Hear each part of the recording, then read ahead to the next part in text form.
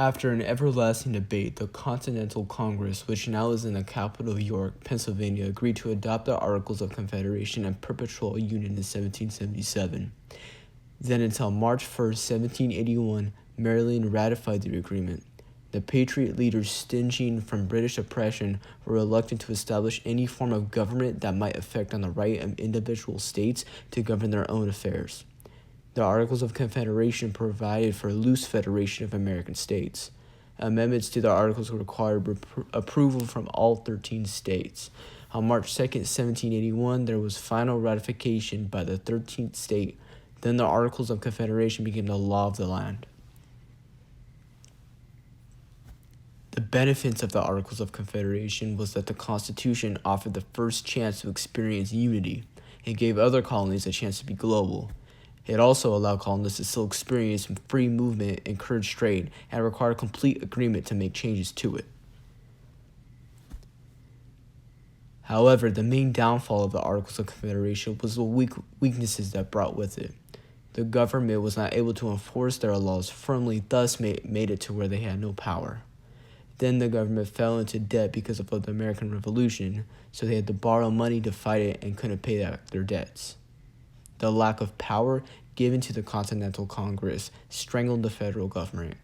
Congress had no power to levy taxes or regulate trade. Without a federal court system or executive leader, there would be no way to enforce these laws either. Amending the Articles of Confederation would also require an unanimous decision, which would be extremely difficult.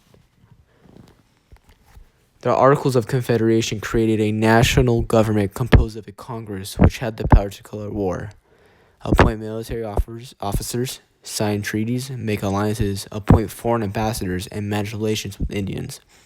All states were represented equally in Congress, and 9 of the 13 states had to approve a bill before it became law.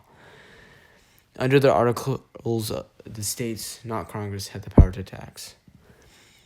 Shays' Rebellion exposed the weaknesses of the government under the Articles of Confederation. The Articles of Confederation gave so little power to the federal power. Shays' Rebellion was a rebellion against taxes. When people saw that the federal power had way too little power and that the people were getting out of control, they considered the idea of redrafting the law of the land, which would later be known as the Constitution. Under the Articles of Confederation, Congress had extremely limited powers. It did not have the authority to fund troops to suppress the rebellion, nor was it empowered to regulate commerce and thereby mitigate the economic hardships of rural workers.